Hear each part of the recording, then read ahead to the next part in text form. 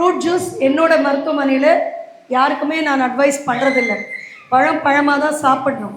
ஆனால் அதால் குடிக்க முடியாது, மெல்ல முடியாதுன்னா நம்ம ஊர் பழம் மஞ்சள் வாழைப்பழம் ஒரு அரை பழம் எடுத்துக்கோங்க, 2 ஸ்பூன் தயிர் போடுங்க, நல்லா கையில் பிசைஞ்சு அதை ஊட்டி விடுங்க.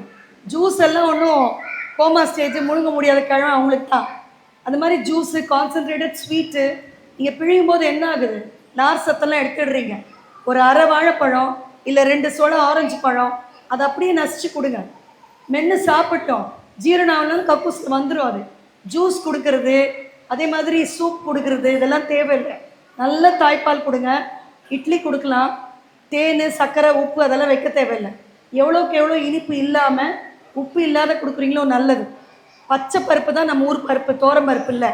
அதில் ஒரு பூண்டு, மிளகு, சீரகம் போட்டு நல்லா மத்து போட்டு கடைங்க. மிக்சியில் இல்லை, மிக்சி மேக்ஸ் இன்டு பீசஸ். கடையிறது வேறு ப்ராசஸ். கல் சட்டி வாங்கி நல்லா கடைஞ்சி நெய் போட்டு அதை தொட்டு இட்லி கொடுங்க. அதில் பருப்பு போட்டு கொடுங்க. குழந்தைக்கு பூண்டு, மிளகு, சீரகம் கொஞ்சம் கொஞ்சம் ஆட் பண்ணி கடைஞ்சிடலாம். அதை மாதிரி கொடுங்க. இடையில பிஸ்கெட் 5 வயசு வரைக்கும் அது மாதிரி ஒன்று இருக்குது அப்படின்னு தயவுசெய்து கண்ணில் கூட காட்டாது. சாக்லேட் பிஸ்கெட் இப்போ போகும்போதே ஒன்று லாலிபாப் சாப்பிட்டுட்டு போச்சு. இனிப்பு, உப்பு உடம்புக்கு பகை, நோயை கொண்டு வரும். அதனால் அது தேவையில்லை.